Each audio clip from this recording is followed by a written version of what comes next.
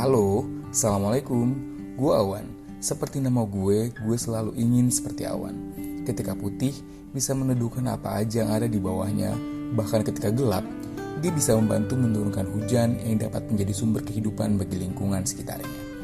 Mungkin itu juga alasannya kenapa orang tua gue memberi nama gue Awan, agar bisa memberi rasa nyaman bagi orang lain. Itu juga sebabnya podcast ini ada, karena gue berusaha ada untuk siapa aja yang mungkin ingin berbagi kisahnya sebagai penutur keresahan.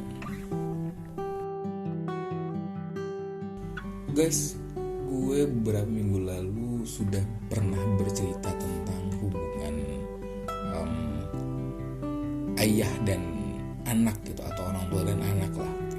Banyak cerita tentang hubungan orang tua dan anak ini yang mungkin bahkan diawali dengan keharmonisan sebenarnya.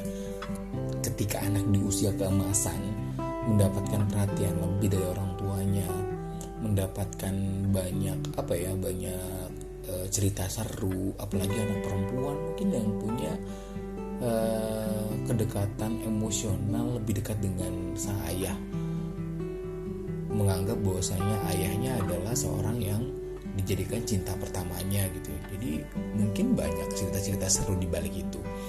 Tapi ternyata di sisi lain kita juga banyak menemukan mungkin pola asuh atau pola ajar yang agak sedikit ekstrim. Gue gak bilang itu salah sih, karena emang sebenarnya tiap orang tua punya cara sendiri untuk mendidik anaknya.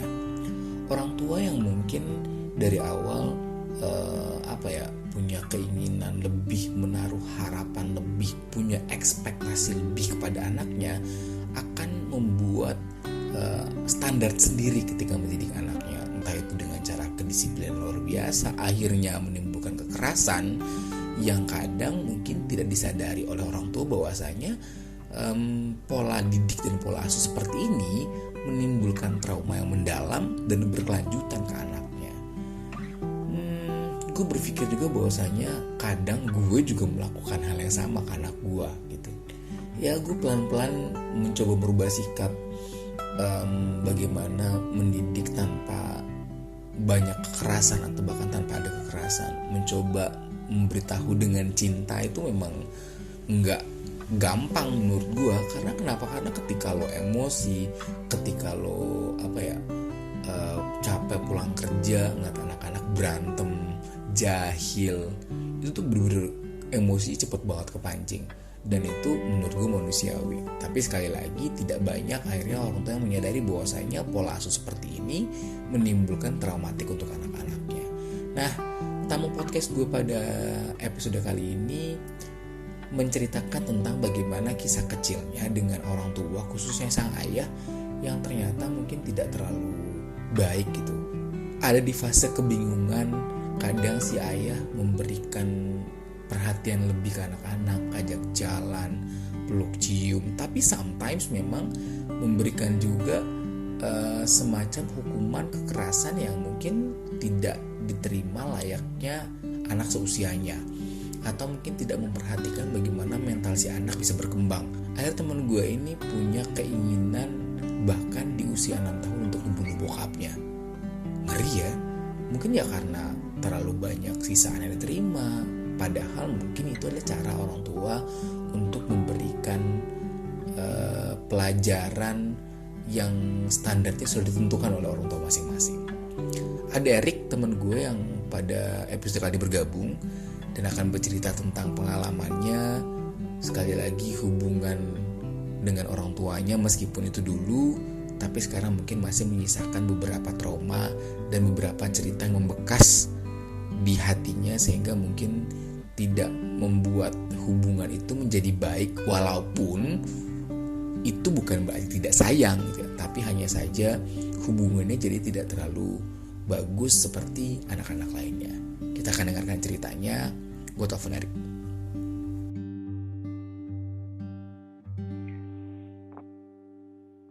Halo Mas.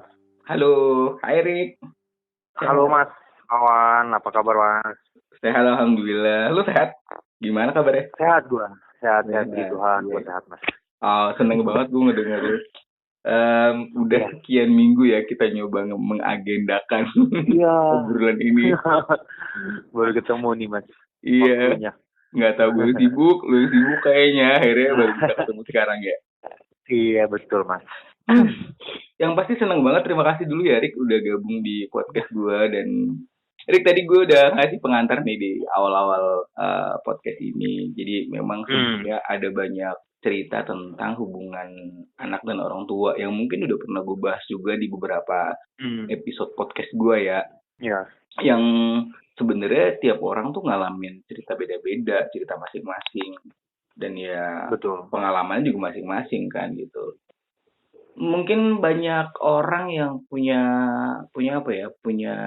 cerita sedih misalnya, atau mungkin emang banyak yang punya cerita seneng. Ya sekali lagi itu cerita orang masing-masing sih. Dan kita juga sempat ngobrol tentang pengalaman lo yang mungkin agak sedikit berbeda sama teman-teman yang lain, dan mungkin juga sih banyak dialami oleh banyak orang di luar sana ya. Ya nggak Dik ya. Jadi ceritanya kan lo dikatakan gitu. bener. Jadi ceritanya lo sempet mengalami mungkin pola pendidikan yang lebih streng dari bokap ya Rik ya. Sejak kapan sih Rik rasanya Rik merasakan memang bokap orangnya lebih streng aja gitu, lebih mungkin lebih disiplin kali ya. Iya Mas, memang secara mendidik anak gitu bokap gue mungkin nggak tahu ya yang lain gimana, cuman menurut gue karena gue mungkin belum ngerti kali ya waktu kecil. Jadi yang gue dapat, yang gue terima itu kayaknya kok bokap gue jahat banget gitu. Gue nggak ngerti kalau itu demi kebaikan gue, demi demi supaya gue jadi anak yang baik ya bagaimana. Gue saat itu gue nggak ngerti. Jadi waktu kecil mungkin gue bisa dibilang gue udah mulai ngerasain pendidikan yang keras itu gue sekitar SD kelas 4 lah. SD kelas 4 sampai gue SMA kelas 1. Lumayan lama juga ya. Sebenarnya sedisiplin apa sih bokap lo, atau mungkin sekeras apa sih bokap lo sebenarnya? Iya. Setelah sekarang gue udah bisa mikir gitu ya, setelah gue flashback balik kenapa bokap gue bisa sekeras itu. Memang ada ajaran yang diajarin ke gue itu gue dapat sih, kayak disiplin tepat waktu gitu-gitu. Gue memang keras banget dan strict banget waktu gue kecil. Padahal gue nggak tahu sih demi kebaikan. Kayak gue telat dikit aja gue rasa normal kok, tapi kok dimarahin sebegininya gitu. Dan gue baru ngerti itu sekarang pas gue udah besar lah, setelah gue flashback balik. Tapi yang kayak lainnya di luar itu gue nggak tahu sih, emang karena mungkin kayak bisa dibilang gue merasa tuh kayak gue pelampiasan bokap gue kalau kesel. Waktu kecil yang gue terima itu pesan yang gue dapat dari dia keras ke gue, kayak gue jadi pelampiasan, kayak gue salah dikit marahnya marah besar banget. Mungkin sebenarnya bokap gue mendidik gue dengan keras itu tujuan baik, tapi di balik itu ada juga yang dia memang kesel, emang temperamen aja gitu. Jadi gue nggak ngerti pesannya apa. Sekeras itu sih Mas. Sampai gue waktu kelas 6 SD, gue ingat banget. Gue kelas 6 SD Mas. 6 SD itu orang masih sekecil, habis masih kecil banget kan. Iya. Gue udah punya pemikiran, kalau gue udah gede, gue mau bunuh bokap gue. Gila Rick. Itu berarti anak yang lo alamin kayak gitu berarti berat banget ya Rick ya untuk berat banget saat itu anak umur 6 SD Mas. Punya pikiran sejahat, sekriminal itu, kira-kira tuh gimana, apa yang salah gitu. Maksudnya gue yakin gue bukan psikopat, gue bukan orang jahat, orang bukan pembunuh apa gimana, gue yakin itu gue fine-fine aja dari gue. Tapi kekesalan gue dan kedendaman gue sebesar itu gitu, sampai gue mikir kalau gue udah besar gue mau bunuh bokap gue. Dendam itu gue saat itu. Tapi berlanjut nggak sih, maksud gue dari lu kelas 6 SD sampai SMP lu masih menerima kekerasan yang diberikan bokap lu dan masih punya rasa kayak gitu sih pengen ngebunuh bokap lu juga? Kalau berlanjut sih puji Tuhan ya, sampai sekarang ini gue bernafas sih, gue justru puji Tuhan gak ada pikiran ke situ sih Mas. Justru gue malah mencintai bokap gue. Nah, dari apa yang gue rasakan sekarang, mungkin itu prosesnya panjang banget tuh, dari kelas 6 SD yang mau bunuh bokap sampai sekarang gue udah besar mencintai dia. Nah itu kan dari gue SD, SMP, SMA itu kan ada proses tuh sampai titik sekarang gue malah sayang, malah gue nggak benci sama dia, apa yang terlepas, apa yang dia udah lakukan dulu gitu. Iya. Karena itu mungkin bokap gue tuh setiap marah besokannya dia pasti minta maaf. Oh, tapi dia minta Itu maaf ya. itu Dan itu pasti. sebenarnya ngobatin Iya, banget ya. iya. Tapi justru gue jadi galau mas. Sebenarnya bokap gue tuh benci apa sayang sama gue saat itu ya, saat gue kecil. Bener-bener. Karena abis dimarahin, besoknya disayang. Gue nggak ngerti gue. Oh ini apa perasaan apa ini gitu. Oh gitu. Iya, karena maksud gue kalau lo marahin gue, udah besok semarah aja terusnya. Jadi yang gue dapat ada oke bokap gue benci gue. Jadi lu akhirnya masih Tapi berpikir nih kayak di iya, tengah-tengah ya. iya betul. Itu yang buat gue bimbang banget gitu. Khususnya hubungan gue ke orang tua itu cukup membingungkan buat gue gitu. Karena itu tadi gue abis dimarahin, dipukul, kayak nggak wajar lah sampai gue sakit 3 hari 2 malam sampai gue meriang sampai gara-gara dipukulin. Sebenarnya kekerasan apa sih yang pernah lo dapetin dari bokap sebenarnya yang paling keras Ya, menurut lo? sebenarnya kekerasannya tuh nggak yang parah sampai menyakiti cacat gitu enggak sih. Oke. Kayak pakai sapu, gesper, tapi itu sakit banget kan. Biasa sih ya, kayaknya gue juga ngerasain hal yang sama deh kayaknya deh. Iya. Ini juga fun fact-nya mas. Sekarang nih percaya nggak percaya, gue dengar suara gesper dibuka. Pernah nggak ngebuka gesper kan ada suara di situ. Iya. Kayak bunyi. Gue takut dengar suara itu. Serius lo sampai segitu? Sampai sekarang kalau ada temen gue misalkan kita lagi olahraga, dia ganti baju buka gesper, gue tuh kayak ada trauma masa kecil. Meskipun nggak setakut itu ya, nggak setakut yang kayak aduh jangan bunyi, nggak sampai segitunya, nggak sampai segitunya. Cuman dalam hati kecil gue kayak suara gesper tuh gue takut banget gitu, kayak aduh gue mengingat masa kecil gue gitu. Karena mostly memang pakai gesper. Karena bokap gue, kalau kemana-mana itu, khususnya kalau lagi kerja itu kan dia selalu pakai ikat pinggang. Jadi apa yang dekat ada dia langsung buka suara gesper tuh suaranya tuh kedengeran banget di kuping gue itu negatif sih. Jadi gue nggak suka suara orang buka gesper tuh gue nggak suka. Berat juga kalau traumanya sampai gitu ya Rick ya. Tapi mau flashback dulu Rick ke belakang. Sebenarnya di masa lo sampai dengan kelas 6 SD itu kan emang masa keemasan banget ya, maksudnya betul. Karakter gitu.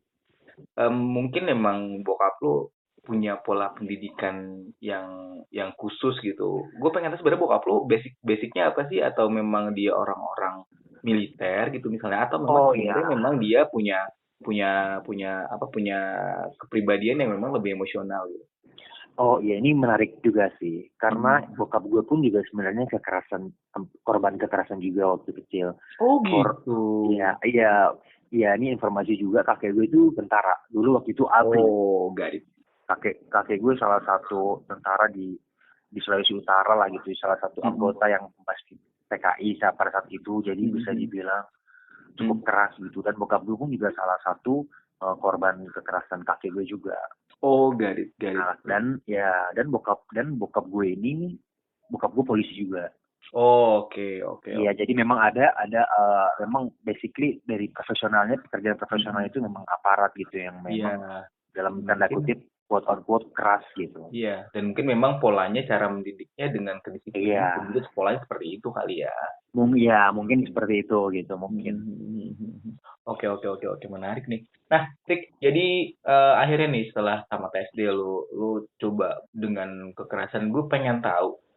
Tadi lu juga bilang bingung antara sebenarnya bokap gue sayang atau enggak sih sama gue gitu. Lu ngerasain kayak anak-anak lain nggak sih, misalnya kayak weekend diajak jalan gitu, atau diajak berenang, ada quality time lo nyokap lo juga gitu misalnya. Ngerasain kayak gitu juga nggak sih, atau sebenarnya memang tiap hari tuh lo memang dengan kekerasan atau memang dengan pukulan yang lo terima dari kecil? Iya, kalau kayak gitu sih ada juga mas. Kayak kita kayak keluarga pada umumnya gitu. Gue dibeliin sepeda, gue diajak jalan-jalan ke puncak sekeluarga, ke kita berenang di hotel. Ya kayak gitu. Masih normal, ya normal family pada umumnya lah gitu. Tapi kadang kalau lagi datang, bisa mungkin gue bilang kayak datang gilanya gitu ya, kekerasan aja udah yang terjadi. Tapi kalau dibandingin skalanya lebih besar mana, lebih besar yang kayak kekerasan bokap gue ini sih, pendidikan bokap gue keras ini, bandingkan yang harmonisnya. Gue sebenarnya ngerasain kurang lebih sama sih kayak lo, Rick. Bokap gue juga mungkin sebenarnya tipe yang keras, nggak cuma tangan tapi mulut juga maksudnya, verbal dan juga fisik. Tapi memang maksud gue nggak tahu kenapa justru di akhir-akhirnya ya menjelang gue tuh sama bokap gue termasuk orang yang nggak terlalu deket gitu. Jadi kita memang dari dulu kayak ngomong seperlunya doang sampai gue kuliah juga kayaknya nggak terlalu banyak ngomong. Akhirnya sampai nyokap gue meninggal baru kita punya komunikasi yang lumayan bagus karena udah nggak ada nyambungnya nih. Biasanya nyokap gue kan Iya. yang menyambungkan obrolan kita. Tapi nggak berarti gue benci ya, maksudnya hubungan itu kan nggak harus benci, cuman karena nggak deket aja gitu. Lu ngerasain kayak gitu juga nggak sih atau sampai sekarang lu sama bokap tuh kayak memang kita kita ngerti kita sayang banget sama dia, cuman emang nggak perlu kayak ada apa ya physical touch kayak gitu atau omongan-omongan Iya. I love Iya. you dad gitu Itu mungkin enggak. ya. Gue nggak bisa sih kayak gitu. Nggak bisa menunjukkan gitu. Kayak Iya iya. kasih perhatian pun gue nggak bisa gitu. Tapi gue Sama. lakuin kayak misalnya malam-malam gue taruh makanan di atas. Kayak gitu-gitu. Tapi untuk bilang I love you dad, happy birthday, I love you dad tuh gue nggak bisa. Bener. Iya. Dan berarti ngerasain sama juga ya. Tapi Iya, kurang lebih. berarti kita nggak sayang sama bokap lah ya intinya. Oh enggak ya, bukan berarti nggak sayang. Emang nggak bisa aja nggak tahu kenapa. Bener. Umumnya banyak cowok-cowok memang kayak gitu kali ya. Maksudnya memang Iya sih. itu kadang kenapa teman-teman.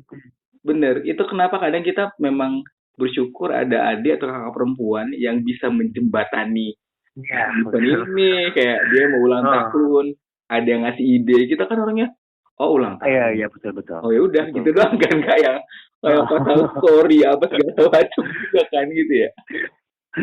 Oke. Nah, Erik, gue mau nanya sampai sekarang selain Gasper yang tadi lu bilang bahwasanya akhirnya menimbulkan lu kayak semacam sedikit apa ya semacam trauma kecil lah. Ada nggak sih ngerasa trauma lainnya yang sekarang tuh membekas juga di lu gitu, yang mungkin sampai sekarang sama bokap bukan belum termaafkan sih, cuma lebih ke trauma aja. Iya. Mungkin kalau gue saya pribadi yang bikin gue trauma atau kayak ingatan buruk gue teringat lagi itu memang cuma gesper doang sih, karena lebih sering. Tapi ada hukuman yang menurut gue emang gue nggak bisa lupain itu gitu. Apa itu? Kayak jadi di halaman rumah gue ada teras. Kalau gue nggak salah inget, gue waktu SD gue tuh pulang jam 1 jam 2. Ini gue pulang sore. Waduh. Itu bokap marah banget karena gue pulang sekolah, gue pasti main ke rumah temen gue yang dekat sekolah, yang rumahnya tuh banyak fasilitas gitu loh, kayak yang tajir lah di sekolah. Ya. Jadi ada PS, ada kartu Yu-Gi-Oh gitu-gitu, jadi tempatnya dia tuh enak buat main. Jadi gue main sampai jam 5 sore, karena nggak ada HP dan nggak bisa dihubungin. Akhirnya nyari-nyari bingung nggak tahu kemana. Akhirnya gue pulang sendiri karena nyokap orang tua temen gue ini udah kayak nyuruh pulang udah sore gitu. Iya. Akhirnya gue dianterin sama supirnya dia, dianterin temennya satu persatu sampai gue inget waktu itu sore sebelum maghrib sekitar jam 5, setengah 6 malah. Gue masuk ke rumah, nyokap gue udah di depan teras udah nangis. Gue udah ketakutan karena pasti abis gue. Gue udah feeling sih memang jam 3 jam 4 tuh di rumah teman gue tuh gue udah khawatir, udah resah, pengen pulang gitu. Karena gue takut juga sebenarnya. Karena gue tahu bokap gue pasti marah. Setelah gue sampai rumah, nyokap gue udah ngeliat gue kayak nyuruh gue kayak kabur aja gitu. Tapi nyokap gue juga takut nyuruh gue kabur, kayak bokap gue pun juga galak ya nyokap kan. Jadi saat gue pulang ke rumah, buka pagar di luar teras, buka gerbang, nyokap gue kayak matanya, aduh kabur deh kemana kek gitu. Kayak gitu tatapannya. Wah, gue udah ketakutan kan. Bokap gue baru teriak dari dalam. Pokoknya gue lupa apa yang dia bilang, apa yang dia marahin gue lupa. Langsung dia pukulin gue buka baju tinggal kaos kutang sama celana dalam. Lo tau kandang ayam gak mas? Iya. Ada. Iya. Kandang ayam bukan yang kandang kotak, bukan yang ditutup gitu lo, bulat kayak dandang gitu. Iya. Ya, jadi gue disuruh jongkok di depan itu. Gue ditutup kandang itu, udah gue didiemin, nggak disuruh masuk sampai malam. Itu hujan deras. Yang bikin gue ingat adalah itu hujan deras. Ya ampun. Nyokap gue nangis untuk suruh masuk. Soalnya bokap gue nggak tahu. Ini yang gue anggap ini kayaknya bukan didikan yang mendisiplinkan gue. Ini emang karena bokap gue temperamen atau benci sama gue. Sampai segininya gue dikurung kandang ayam. Gue inget banget. Sampai hujan deras itu sampai malam. Di situ gue sakit. Oke. 3 hari malam itu gue ingat dengan jelas, dan itu yang hukuman paling beda lah. Iya, itu kayak kita lebih ke mental kali ya harusnya ya. Mungkin kalau sekedar hujan, kita anak-anak masih sering mandi hujan segala macam kan ya. Iya mungkin sih, cuman saat itu mungkin gue udah kecapean, kayak gue main seharian, Bener. terus gue nggak dikasih makan, nggak dikasih apa, jadi gue pukulin lumayan lama, di baju seragam gue dicopot, celana gue dicopot, jadi gue pakai celana dalam sama kaos kutang. Akhirnya gue ditaruh di teras, ditutupin kena air, jadi gue jongkok aja. Nyokap gue dimarahin, nyamperin gue ngasih gue makan, dimarahin nyokap gue juga.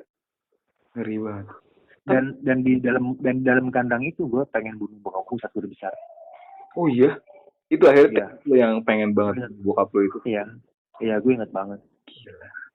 Tapi nyokap pernah nggak sih, maksudnya mengkomunikasikan atau membuat komunikasi lo sama bokap lo tuh lebih dekat gitu. Cara apa sih misalnya, Rik, nyokap lo? Nyokap gue sih nggak, mungkin bisa dibilang nggak pernah didengar. Oh gitu. Nyokap gue tuh nyokap gue tuh sama nyokap juga nggak berarti harmonis, ada juga kekerasannya. Iya. Iya kayak gitu, jadi nyokap gue nggak banyak juga dan dikalah. Iya makanya jadi nggak bisa terbendung hal-hal kayak gitu. Tapi sekarang gimana perkembangan emosional nyokap dan bokap lo? Nah ini juga menarik sih, jadi sekarang bokap gue sakit-sakitan mas. Bokap gue itu ada gulanya tinggi, kakinya udah hancur, udah hitam semua. Luka dan udah diabetes. Oh luka, tapi luka sekarang kondisinya? Iya luka. Dan itu udah nyamber ke mata kanan dia udah nggak bisa lihat. Udah nyamber ke ginjal, lambung, jadi dia nggak bisa makan sembarangan. Intinya udah rapuh gitu. Ya memang gue merasa kayak orang tua gue tuh gimana gue bilangnya, kayak gue justru nggak tahu gitu apakah kewajiban gue merawat mereka gitu, karena gue pun jujur sama ini gue mencari pembenaran gitu. Mencari pembenaran sebenarnya tuh orang tua nggak harus gue rawat. Kenapa begitu pikirannya? Karena gue mikir gini, gue emang di satu saat seorang anak akan pergi gitu. Memang ini salah sih sebenarnya. Satu saat akan pergi, akan punya kehidupan baru. Jadi gue kadang kalau nyokap bokap gue minta tolong apa, minta rumah sakit apa, jujur gue merasa direpotkan. Kayak aduh, gue ngeluh gitu, kayak aduh, gue kan ada acara ini, gue kan mau ke sini, gue kan mau ke situ. Tapi tetap ini orang tua gue gitu, terlepas orang bokap gue ini secara khusus yang jahat banget gitu. Karena gue mencari pembenaran gitu, bener nggak sih nih, kampusnya nggak dosa apa enggak sih kalau misalkan gue nggak ini orang tua gitu, karena sangat berbanding terbalik sama kesibukan gue yang gue harus ini gitu. Tapi setelah gue pikir-pikir, ya itu tetap orang tua gitu. Iya. Jadi gue kadang di saat gue males untuk merawat mereka, antar mereka ke rumah sakit gitu, karena gue ada kesibukan lain, gue kadang mengingat kebencian bokap gue gitu. Jadi tapi tetap itu bokap gue gitu. Jadi kayak perasaannya tuh justru sampai sekarang pun juga gue galau. Oke. Mungkin emang apa ya? Gue nggak terlalu paham sih arahnya kemana, tapi memang yang gue pahamin bahwasanya mungkin orang tua kita lebih ke apa yang dulu dia lakukan sejak kita kecil merawat kita, mungkin kita jadi kayak mesti ngebales banyak juga kan ke yang dia lakukan sekarang gitu ya. Kayak gitu, lebih tepatnya kayak gue pernah merasa kalau kayaknya gue terhambat banget gue mau berkembang di usia gue yang ini.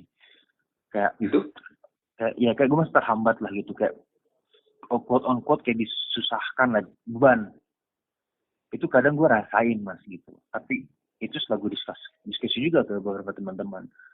Ya itu tetap orang tua gitu, mas teman-teman itu tetap orang tua. Yang Mas Awan aja mungkin Mas pernah ngerasain mungkin kayak aduh repot gitu. Padahal mungkin nggak semua sih. Betul.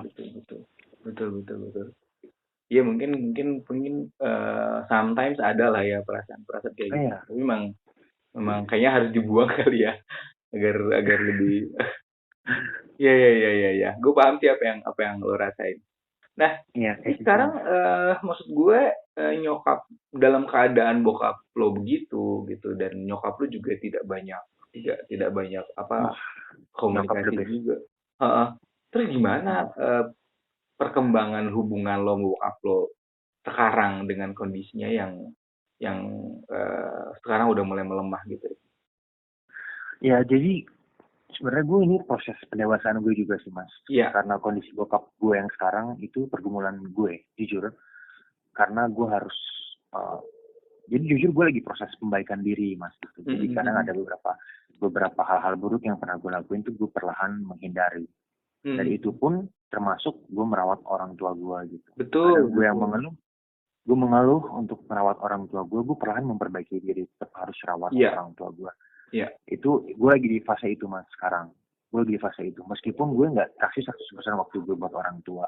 Meskipun kadang gue ada juga menolaknya gitu. Ada juga. Tapi hal yang gue lakuin lebih besar adalah coba untuk merawat mereka gitu. Itu yang prosesnya sekarang. Tapi untuk komunikasikan itu gue nggak secara terang-terangan langsung bilang ke bokap kasih perhatian lebih atau ngobrol lebih banyak. Itu makin diem-dieman aja gitu, makin jarang ngobrol. Oh iya. Karena bokap di atas, gue di bawah. Jadi gue kadang kalau misalkan bokap sakit baru gue ke atas, kayak gue tanya mau ke dokter nggak, mau apa. Sekedar sebatas itu Mas komunikasi gue. Makan pun masing-masing, kayak dalam arti gue baru balik jam 8, bokap gue udah makan kan, gue ambil makan, gue turun ke bawah, makan di bawah, kayak gitu. Kayak lagi proses gitu. Gue pun mencoba untuk mendekatkan diri, tapi kayak gue masih, ya hati gue kayak belum bisa gitu. Tapi gue takut menyesal. Iya itu maksud gue sih. Iya, maksud gue juga akhirnya gini.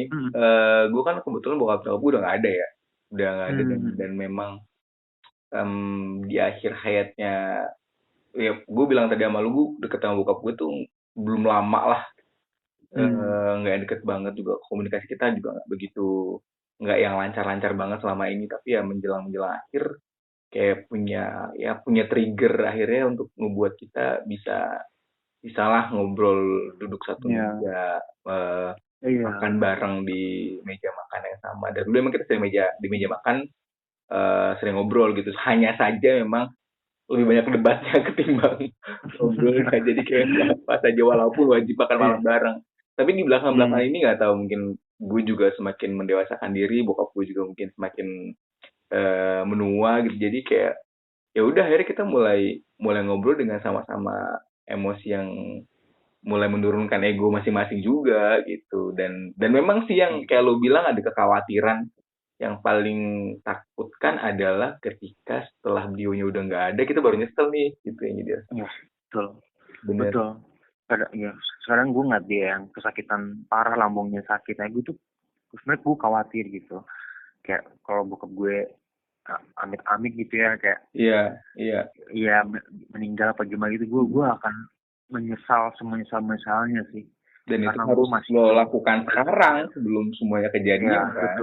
Betul, itu dia. Cuman baik lagi, itu kadang gue benci juga sama proses ini. Kayak gue ada niat, udah terkumpul semua kebutuhannya, kayak dalam arti duit lah, gue mau ngajak jalan-jalan, udah ada, tapi gue nggak bisa ngelaksanain itu gitu. Gue kayak gimana bilangnya, awalnya gimana gue mau bilang ini, akhirnya gue keep, nggak jadi, akhirnya mundur lagi, kayak gitu-gitu. Jadi kayak nggak apa, kadang belum siap lah gitu. Terlepas kadang gue memang hati kecil gue sih belum bisa memaafkan, hati kecil ya belum bisa memaafkan kalau melihat apa yang dia lakukan gue dulu gitu. Cuman gue pikir udah, buat apa gue simpen terus. Betul. Perlahan-perlahan gue akan memaafkan gitu, tapi gue takut semuanya jadi terlambat gitu, akhirnya nanti malah gue jadi yang menyesal. Bener nih, gue juga sebagai orang yang lebih dulu sih, maksud gue hanya mengingatkan lo juga. Sebenarnya memang penyesalan memang datangnya belakangan sih, mesti betul dari sekarang. Oke, terakhir Rick, terlepas dari semua hal yang udah bokap lo lakukan ke lo, semua hal yang udah pernah lo alamin dari mulai kecil sampai sekarang, lo pernah nggak sih, pernah berpikir nanti suatu hari juga kan akan menikah juga kan gitu, punya anak, punya keluarga gitu. Kejadian yang waktu lo nggak pulang itu kan memang kekhawatiran orang tua ya. Lo bayangin lo punya anak yang nggak pulang, dicari gitu kan. Itu kan maksudnya bukti sayang hanya saja, mungkin akhirnya perasaannya mungkin agak salah gitu. Tapi kan kalau dia nggak tahu, lo udah nggak perlu dicari dong sebenarnya. Lo pernah nggak sih akhirnya di sekarang tuh menyadari itu salah gue sih sebenarnya gitu, hanya saja bokap akhirnya mungkin memang membuat pilihan cara yang mungkin kurang pas aja untuk menghukum gitu ya nggak sih? Iya. Jadi ngerasa sebenarnya itu juga bagian dari kesalahan kita juga. Nah, mudah-mudahan mungkin atau ini kejadian di besok nih. Misalnya lo sometimes menikah, lo akan mencoba ke anak lo, menurut lo akan bersikap kayak bokap lo atau mungkin lo pengen coba kayaknya enggak deh, gue pernah ngerasakan hal yang berat dan anak gue nggak boleh merasakan hal yang sama. Iya, itu benar banget. Justru gue mungkin suatu saat mungkin kalau gue punya anak, gue nggak bisa mengarahkan dia juga untuk jadi anak yang baik. Maksudnya gue tetap didik sebaik gue, cuman terlepas itu kan dia punya free will.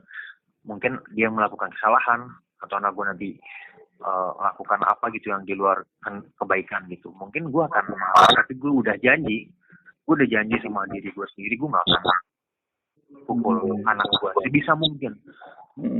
Sebisa mungkin gue nggak akan melakukan hal yang sama. Mudah-mudahan itu gue udah itu udah gue tekankan dalam diri sih mas, karena gue tahu banget apa yang terjadi gitu. Karena gini mas, karena dampaknya banyak mas. Kalau anak sampai kasar itu anak gue tumbuh dengan rasa takut. Kayak ada yang mau bertanya, gue pasti nggak mau nanya meskipun ada yang mau bertanya. Di sekolah begitu? Misalkan, iya, kalau guru di kelas saya bisa jawab, gue tahu banget jawabannya, tapi gue nggak mau jawab. Itu yang ada di diri gue. Mungkin setelah gue sampai sekarang gue mikir kayaknya ini karena gue waktu kecil emang dikerasin gitu, jadi kayak sedikit banyak mempengaruhi gue jadi anak yang penakut. Gue nggak berani ngomong di depan orang meskipun gue punya pemikiran atau jadi potensi gue itu semua tertutup mas. Semuanya potensi gue itu gak bisa gue kembangin karena gue takut. Oke. Itu yang mau gue sampaikan mas. Jadi gue udah mikir juga gitu ya. Iya, gue bagi rapot matematika gue 4. Olahraga gue nilai olahraga gue 9. Bokap gue pukulin gue, kata-katain gue, pukulin gue, siksa gue untuk naikin matematika gue. Padahal harusnya bokap gue fokusin gue untuk ke nilai gue 9 olahraga. Karena ada kelebihan yang lain di situ sebenarnya ya. Iya, gue punya kelebihan lain yang bisa membanggakan lu, bisa membanggakan orang tua. Betul. Mungkin gue bisa jadi orang yang lebih baik, orang yang sukses, orang yang berkembang lebih bagus lagi gitu kalau lo kasih gue kesempatan untuk berkembang secara benar gitu, potensi gue dikembangkan. Bukan gue dibikin takut, gue nggak dibikin gak berani berkompetisi. Itu yang gue ini sih yang terjadi di gue kenyataannya dari SMP sampai SMA pun itu gue takut. Tapi gue ngeliat lo, maksudnya gue ketemu lo beberapa kali ya, kita ketemu ya. Gue kayak nggak, walaupun kita baru kenal, tapi gue ngerasa deket aja sih sama lo karena ternyata di luar pekerjaan gue bisa chat sama lo anytime. Gue nggak nyangka banget ya kalau misalnya lo tuh bisa, lo tuh humble banget menurut gue. Bilangnya enak, gue tuh komunikasi sama gue tuh enak banget. Gue tuh maksud gue gak ketemu banyak orang. Gue tahu masing tuh punya strategi ngobrol masing-masing deh. Tapi gue dari sekian banyak sama gue tuh, gue sama lu beda banget. Maksudnya atau kenapa kayak ada chemistry aja gitu ngobrol. Dan gue ngerasa lu kayak punya traumatik atau apa ya? Betul mas. Cerita lama. Karena gue pikir semua orang yang punya traumatik kayak lu gitu, dia bakal introvert banget gitu, nggak bakal ngobrol. Beda banget. Lu tuh beda banget. Lu dari pertama mau amal tuh udah cheers banget gitu, udah kayak ngebawa gue juga sama-sama seneng ngobrol, jadi kan beda gue. Iya mas, bisa dibilang masalah ginian gitu. Iya, justru bisa dibilang gue selamat karena sosial mas. Gue belajar semua ini di lingkungan mas. Teman-teman sekolah, teman-teman rumah, teman-teman kampus. Gue belajar berani di luar. Bukan orang tua gue yang ngajarin gue. Ini bisa gue katakan karena memang gue banyak belajar dari lingkungan gitu. Akhirnya gue bisa beradaptasi sama orang-orang. Ya bisa bergaul, bisa ngomong gimana ke orang itu karena gue belajar di luar sih. Gue nggak dapetin ilmu ini dari keluarga gitu. Bisa dibilang gue selamat karena dalam tanda kutip gitu, di balik apa yang udah gue alami, gue tumbuh sekarang dengan ya baik-baik aja gitu. Oke. Ya, karena memang ini gue belajar di lingkungan mas. Berarti memang terbentuk oleh keadaan yang ada di sekitar ya. Betul mas. Yang ngebentuk lo bukan bukan. Tapi itu luar biasa loh maksud gue, orang yang justru sebenarnya lingkungan keluarga yang nomor satu bisa ngebentuk pola lu bisa terbentuk dari justru dari lingkungan sekitar, bukan keluarga lu. Dan itu gokil sih menurut gue. Iya, betul Mas. Betul. Gue beradaptasi di luar, beradaptasi di sana, beradaptasi di sini gimana. Jadi akhirnya terbawa sama pembawaan gue yang ini. Jadi gue bisa mengikuti semua kalangan lah. Dan pekerjaan lo menuntut lo orang berkomunikasi Betul, baik sama lo kan. betul Itu banget. gue gak percaya banget. Betul banget. Itu gue gak percaya Betul banget. banget. Jadi pekerjaan gue pun juga menuntut Iya. gue untuk komunikasi dengan baik. Betul. Jadi gue gak rasa lo tuh kayak penunggu palsuan gitu. Kalau soal ngobrol baik, humble ya, itu di belakang lo enggak banget ya. Oke Derek, terima kasih banyak ngobrol. Ya, Mas Awan. Dapet pengalaman yang menurut gue juga keren. Gue mungkin kurang lebih bersama, cuman mungkin di endingnya kita beda cerita sih. Dan mudah-mudahan gue berharap lo hubungannya sama nyokap lo bokap lebih baik gitu ya. Sekali lagi mungkin sebelum Amin. bener-bener kita berada di posisi atau di fase yang bener-bener gak enak dan menyesal, gue berharap banget lo bisa memberikan apa ya, satu kenangan lebih mungkin buat keluarga lo gitu kali ya. Iya, Mas. Oke. Thank you. Thank you Erik ya hari ini. Iya, Terima Mas kasih Awan. banyak. Akhirnya Iya, sama-sama. mudah-mudahan cerita ini bisa jadi inspirasi buat orang lain. Amin. Semoga. Oke Erik, thank you ya. Selamat malam Erik. Oke, siap. Sama-sama, Mas Awan. Cerita Erik ini mungkin banyak yang dialami oleh banyak orang, terlebih laki-laki dan ayahnya. Laki-laki itu dengan ayahnya memang cenderung tidak terlalu tidak terlalu banyak komunikasi. Gue juga ngerasakan yang sama ke bokap gue dulu dan juga anak gue yang sekarang. Tapi gue coba rubah polanya. Ya mungkin dulu pola komunikasi gue salah ke anak-anak, tapi sekarang kayak pengen berbahasa dengan lebih penuh cinta aja. Berharap anak-anak juga mengembalikan rasa cinta itu ke gue gitu. Jujur gue sedih sih dengar cerita Erik yang hingga saat ini mungkin belum menemukan cara komunikasi yang baik ke orang tuanya, meskipun sudah ada niat untuk membuat dan memperbaiki hubungan, mengajak orang tua jalan-jalan, memberikan fasilitas dan juga cerita yang mungkin tidak akan terbalaskan. Tapi cerita tentang masa kecil dan traumatik yang akhirnya menimbulkan ngerasa bahwasanya orang tua adalah beban tuh memang mau gak mau salah gitu menurut gue. Dan itu ya salah satu pembelajaran yang kita bisa ambil dari cerita kali ini. Dan Erik pun ngerasa bahwasanya cerita ini salah, maksudnya versi itu salah, mencoba mencari pembenaran. Artinya itu bener gak bener, bahwasanya orang tua merepotkan itu hal yang bener-bener salah. Yang penting bahwasanya perlu di highlight di cerita kali ini bahwasanya Erik sudah mulai mencoba untuk memperbaiki semuanya. Jangan sampai suatu hari lo menyesal dengan tidak pernah berbuat apa-apa, tidak melakukan usaha apapun untuk memperbaiki hubungan. Sekali lagi, ketika orang tua itu gak ada dan sudah meninggal, itu baru bisa merasakan penyesalan yang luar biasa. Dan itu gue yakin sangat menyakitkan. Dan sekali lagi pelajarannya adalah membina hubungan baik dengan orang tua, terlebih ketika sekarang mungkin juga dalam keadaan yang tidak bagus, sakit misalnya, itu benar-benar salah satu cara kita membalas segala jasa yang orang tua berikan kepada kita, meskipun itu pun tidak akan membalas semua jasa yang sudah dia berikan kepada kita. Dan pelajaran lainnya adalah memang akhirnya setelah lo punya anak, pola pendidikan yang dulu pernah dilakukan orang tua dengan kekerasan mungkin tidak lagi relevan dengan zaman sekarang. Mudah-mudahan sekali lagi cerita ini menginspirasi dan membuat kita semua punya standar terhadap pendidikan kepada anak yang berbeda, dan sekali lagi membuat kita menjadi belajar banyak tentang bagaimana hubungan anak dengan orang tua dengan anak, orang tua dengan lingkungan sekitar, juga anak-anak dengan lingkungan sekitar.